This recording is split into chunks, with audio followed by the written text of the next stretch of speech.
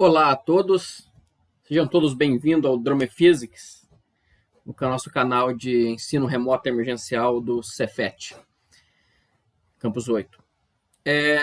Essa é a aula experimental, né? É a nossa aula teste, é para a gente ver como é que vai ser daqui para frente. Então eu escolhi trazer agora um tema bem interessante, que são as equações de Maxwell, né? E as ondas eletromagnéticas. Tem bastante coisa para a gente discutir nesse assunto, então eu acho que vai ser uma aula excelente para a gente testar nossa habilidade de fazer uma aula à distância, né? Vamos lá, vamos começar. Então, antes de começar propriamente falando das equações de Maxwell, vamos lembrar um pouco de como estava a física, né? Daí em 1860, que é mais ou menos quando o Maxwell fez o trabalho dele. A gente tinha na mecânica, né? Na cinemática e na dinâmica, uma física quase completamente estabelecida, né? Começou com Galileu e depois veio Newton, né? Com os trabalhos também de Galileu, de Tycho Brahe, de Kepler, né? Ele fez toda a mecânica e fez a primeira grande unificação na física, né? Que foi a gravidade, né? Newton teve a heresia de falar assim na Terra como no céu. Na verdade, ele foi bem mais herético do que isso, e ele disse assim no céu como na terra, né? Ele falou que as leis que a gente conhecia no dia a dia também deveriam valer para os planetas, né? E logo depois disso, né? Os trabalhos deles foi complementado, né? Foi complementado através da formulação analítica de Lagrange, de Hamilton, e também muita coisa começou a ser feita pela teoria de perturbação com Gauss ali, então estava perfeito, né? Então a gente tinha a mecânica bem estabelecida. Vamos colocar isso aí, né? Por volta de 1860, né? A mecânica estava muito bem estabelecida, né? Com os trabalhos de Newton, Lagrange, Hamilton, Gauss, dentre outros, né? Então, não tinha mais problema nenhum relacionado com a mecânica de Newton, né? Vamos travar isso aqui, eu não consigo travar. Tudo bem. Então, a mecânica estava muito bem. O que mais que a gente tinha? A gente tinha também a termodinâmica, né? A termodinâmica tinha desenvolvido muito pela Revolução Industrial e pela necessidade de máquinas térmicas. Então, ela também estava muito bem estabelecida, né? Começou lá com os trabalhos de Kelvin, na verdade começou antes com os trabalhos de Boyle-Mariotte, de Gay-Lussac, a equação dos gases de Clapeyron, depois veio Kelvin, né? E Clausius com a primeira e segunda lei, e depois veio a ideia de entropia também com Clausius, e a termodinâmica veio muito bem e culminou no final ali também com a teoria de condução do calor de Fourier, né? Então, vamos escrever isso aí, né? A termodinâmica também estava muito bem desenvolvida, né? Os trabalhos de Kelvin, Clausius, Fourier e outros, né? Então, a gente tinha, né, mais uma coisa que estava também muito bem desenvolvida aqui, né? A termodinâmica e a mecânica estavam indo muito bem, né? O que mais que a gente tinha? A gente tinha que a ótica também estava bem desenvolvida, né? A ótica, ela nasceu, né, o estudo realmente com a ótica nasceu ali com Snell, depois Newton fez um trabalho excelente, né? Ele provou, por exemplo, que a luz branca, né, ela é a coleção das todas as cores do espectro visível, né? E depois começou a ver que a luz poderia ser uma onda, então, né, até o experimento de fenda dupla, né, que culminou com a ideia de ondas, a luz como uma onda eletromagnética. Não, peraí, onda eletromagnética não, né? A luz era uma onda, mas não sabia ainda a natureza desta onda, né? Vamos escrever isso aí também, né? Então, a ótica, vamos colocar aqui a ótica, tanto geométrica quanto a ótica física, né, tinham, né, ou estavam, né, estavam também em estágio avançado de conhecimento. Novamente, Newton também fez grandes contribuições com a ótica, inclusive ele inventou o telescópio refletor, né, que só existia o telescópio difrator.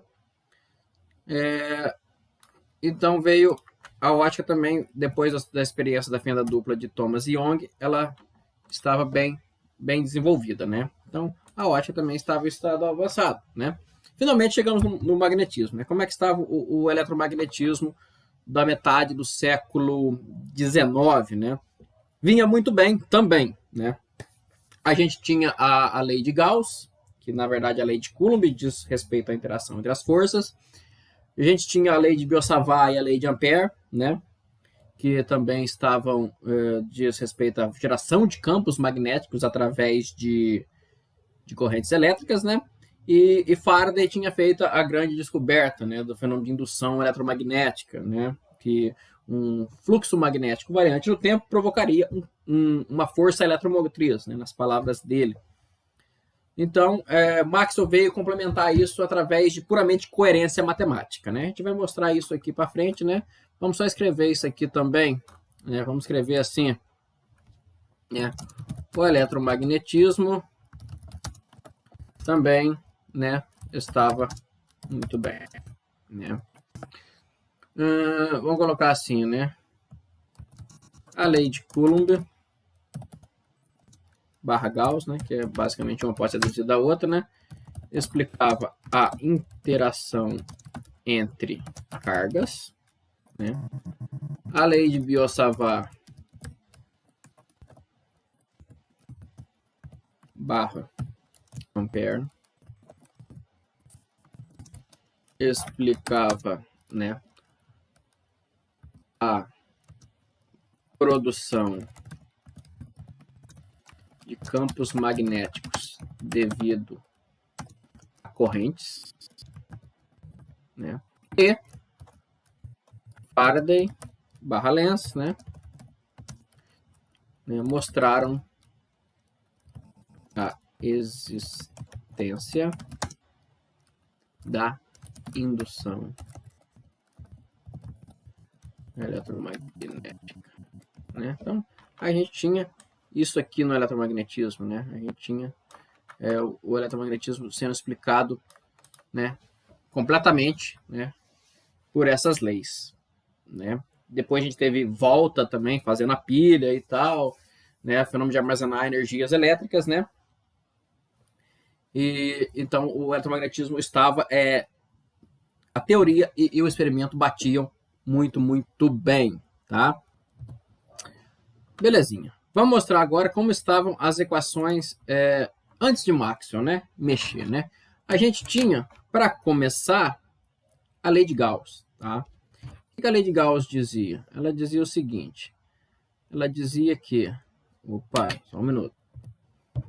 Ela dizia o seguinte, ela dizia que o fluxo do campo elétrico, né, através de uma superfície fechada, né, era igual à carga elétrica englobada por essa superfície, né, sobre uma constante que é ε0. Então, ela relaciona o fluxo elétrico com a carga englobada, né? Essa equação ela pode ser escrita de uma maneira diferente.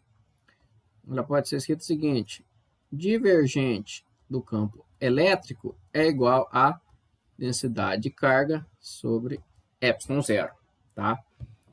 Então, o que significa isso aqui, né? Isso aqui é igual eu falei, né? O fluxo do campo elétrico é igual a carga englobada, né? E aqui diz que o divergente do campo é igual a densidade de carga, né? Então, na matemática, né, o conceito de divergente, um campo vetorial divergente, né, está relacionado com a ideia de fontes, né? Então, basicamente, o que está falando aqui para a gente é que a carga elétrica, que aqui, ó, ela é fonte do campo, né? Então, vamos escrever isso aí, né? Então, vou colocar assim, o conceito de divergente está relacionado com a ideia de fontes. O conceito do divergente está relacionado à ideia de fontes, né? Então, matematicamente é isso, né? A gente está falando de fonte. Se o divergente for negativo, a gente já está falando de sumidouro, né? Você pode pensar num ralo, né? Sugando a água ali, né? Então, é isso que a lei de Gauss diz. Vamos escrever aqui também, né? Lei de Gauss. Vamos lá. Então, essa é a primeira lei de Gauss. Tá? Então, essa é a lei de Gauss. Beleza? A gente consegue provar, né, que as duas formulações são equivalentes, né? Como que a gente prova isso, né? Através do teorema de Gauss, né? Vamos mostrar aqui rapidão. Se eu pegar essa equação aqui, né, integrar ela no volume dos dois lados, opa, vamos trocar essa cor. Pegar essa equação e integrar ela no volume, né, dos dois lados. É só uma correção aqui que meu Drone Physics estava tampando a teoria, mas agora está ok, né? Então vamos lá, vamos integrar dos dois lados aquela equação. Então fica assim, integral do volume do quê? Do divergente do campo elétrico, né? Integral tripla, né? Integral volumétrica é igual ao quê? A integral do volume de ρ sobre ε0, né? dV'. Então, claramente aqui, né? A integral de ρ no volume, a integral da densidade do volume, te dá a carga total, né? Então, isso aqui nada mais é do que a carga englobada ali, naquele voluminho, sobre ε0. Então, a primeira parte saiu.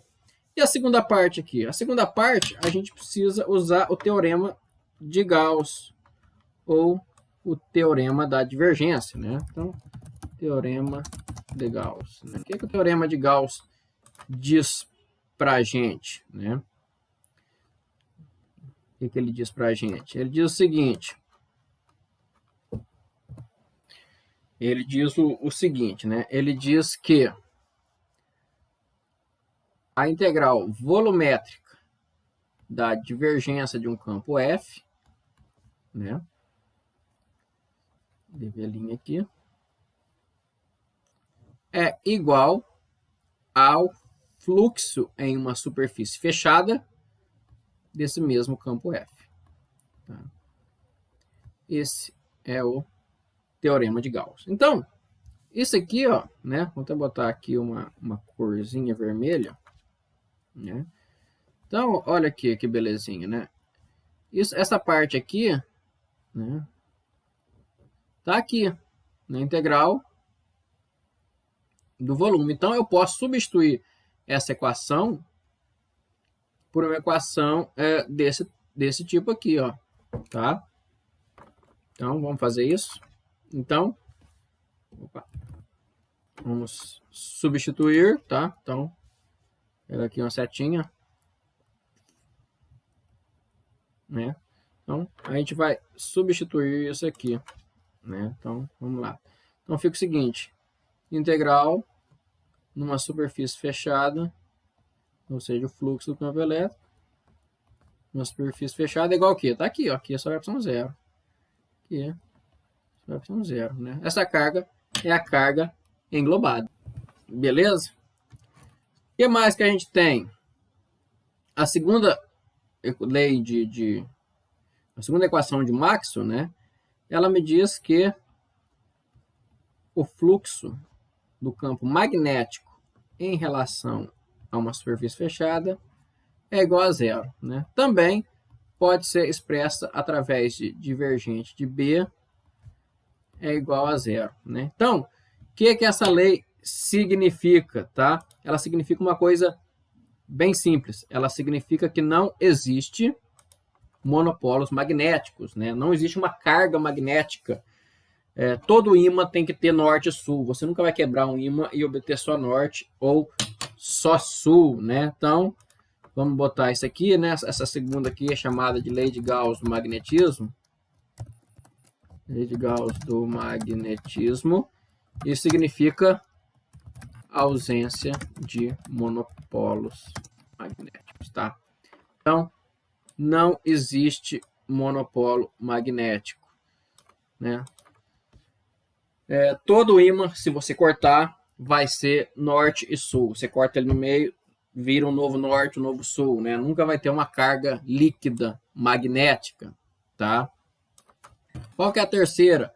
A terceira é justamente a representação da lei de Faraday-Lenz, né? O que ela diz? Ela diz o seguinte, vou desenhar menor aqui, tô com a letra muito grande. Ela diz o seguinte, ó. A circulação do campo elétrico é igual ao negativo da variação temporal do fluxo magnético, né? Então, essa é a lei de Faraday-Lenz, né? A lei de Faraday fez essa primeira parte aqui, o Lenz botou, né, um sinalzinho. Vamos colocar ali, então.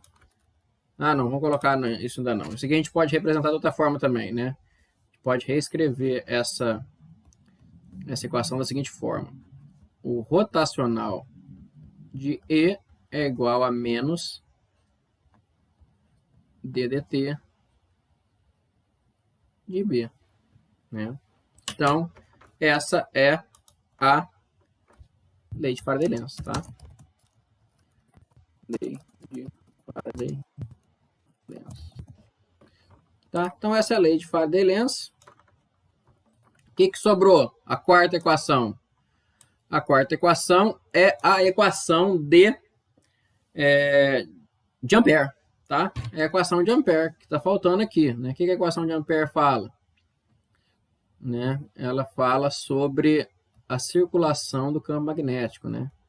A circulação do campo magnético é igual a uma constante vezes a corrente englobada por aquele perímetro, né? Também pode ser representada da seguinte forma: rotacional de B é μ0 J, né? J é a densidade de corrente, tá beleza?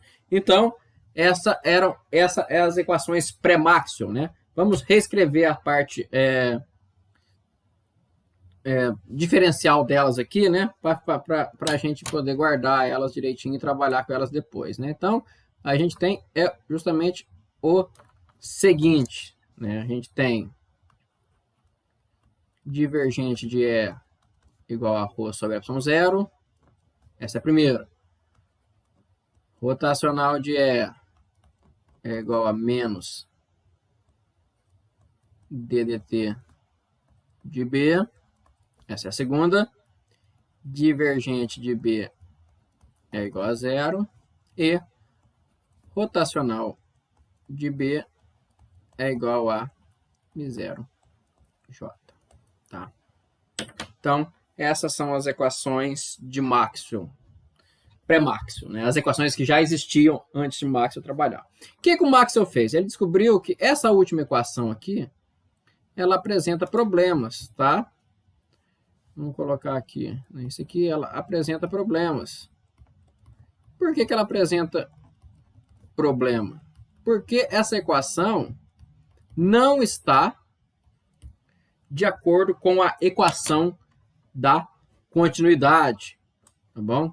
Vamos escrever a equação da continuidade aqui. O que a equação da continuidade é, né? A equação da continuidade está relacionada com a conservação da carga, tá? Então, é uma equação extremamente importante na física, né?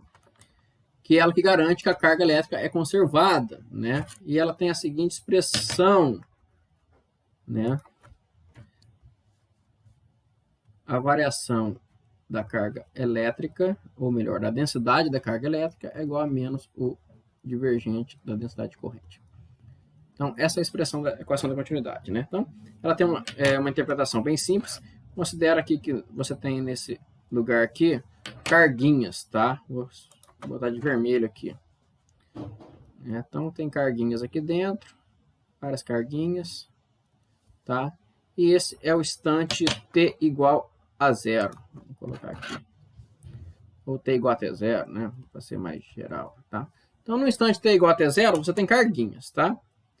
E depois, no instante t igual a t1, o que você tem? Você tem que carguinhas saíram desse lugar, né? Então, você tem cargas aqui dentro, mas passa a ter cargas aqui fora também, né? Então, o que essa equação te fala? Ela fala que a variação da densidade de carga aqui está relacionada com né, lembra divergente, uma fonte de corrente, tá bom? Então, tinha uma carguinha aqui dentro que foi para fora. Tinha outra carguinha aqui dentro que foi para fora. Se essa carguinha daqui de dentro foi para fora, ela passou por essa superfície, né? Se ela passou por essa superfície, então é carga se movimentando, né? Variação de carga em relação ao tempo é corrente. Então é isso que fala, né? Se a carga saiu de um certo lugar, é porque houve uma corrente ali, tá? E por que essa equação aqui, que é a lei de Ampère, né? Eu não sei se eu escrevi, mas que é a lei de Ampère. Por que a lei de Ampère apresenta problemas, né? Apresenta problemas matemáticos, uma coisa muito simples, né? O que acontece? O divergente do rotacional de qualquer campo vetorial, ele é identicamente nulo, tá? Ele é sempre nulo, né? Então, o divergente de uma função vetorial é sempre nulo, né? Mas aqui tem problema, por quê? O que a gente sabe aqui? Né? Então, da lei de Ampère, o divergente do rotacional de B vai ser igual a 1,0 vezes o divergente de J, mas a equação da continuidade me diz que isso é menos d dt de ρ. Então, isso é identicamente nulo, isso é obrigatoriamente zero, isso não é física, isso é matemática, tá? Isso é uma identidade vetorial. E aí eu tenho uma coisa do outro lado que é diferente de zero, tá? Então, o Maxwell percebeu que essa equação estava errada, né? Então, como é que ele corrigiu isso? Né? A primeira coisa que ele pensou foi o seguinte, pô, então o rotacional de B deve dar μ0j, que a gente já sabe que isso é verdade, porém, tem que ter mais alguma coisa aqui que cancele o segundo termo, né? Então, vamos colocar aqui ddt de ρ, entre aspas. Não, desculpa, ddt de ρ não. Mais um campo A aqui qualquer. Tá? Mais um campo A. Por quê? Porque na hora que eu tirar o divergente aqui, vamos lá, divergente do rotacional de B, isso aqui é igual a 1,0 divergente de J mais divergente de A. Tá? E isso aqui precisa obrigatoriamente ser zero, porque isso é uma identidade matemática. Beleza. Porém, o que a gente sabe? A gente sabe o seguinte, divergente de J, né?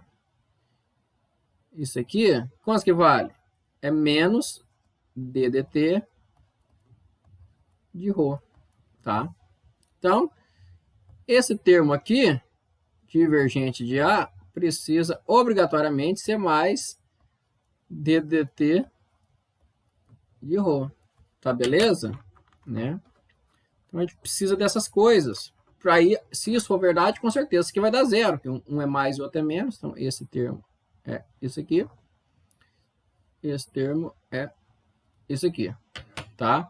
Então, a gente tem duas coisas desse tipo. Beleza. Esse primeiro termo aqui é tranquilo, né? Vem direto da equação de Faraday, né? Da lei de Faraday, não, da lei de Ampère. Agora, e esse termo aqui? Como é que eu faço para achar o DDT de ρ, né? Bem, a gente lembra da lei de Gauss, né? Então, vamos colocar o seguinte, assim, ó, da lei de Gauss. Vamos colocar assim, da lei de Gauss, né? O que a gente tem? A gente tem que o divergente de E é igual a ρ sobre epsilon zero. Então,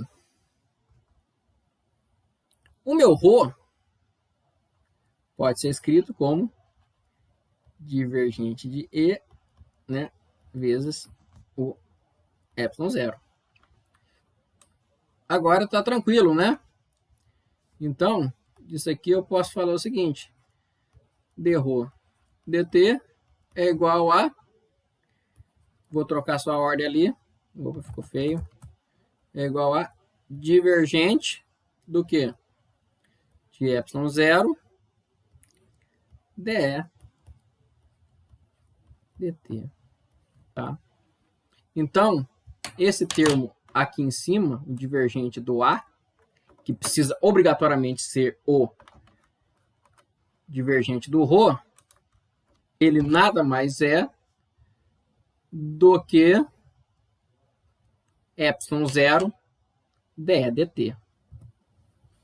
Note agora ali que tem divergente dos dois lados, né? Tem divergente aqui e aqui. Eu posso tirar esse divergente que está dos dois lados e escrever assim a minha equação. Divergente do rotacional de B é igual a divergente do que? μ0 J mais μ0 epsilon zero dE dt. Certo? Essa parte que é a lei de Ampère, essa é a correção de Maxwell. Agora, se eu tirar, posso simplesmente cortar os divergentes dos dois lados, né? Então, rotacional de B é igual a μ0J mais μ0 epsilon zero dE dt. Tá? Essa equação aqui é o que a gente conhece hoje como sendo a equação de Ampère-Maxwell, tá?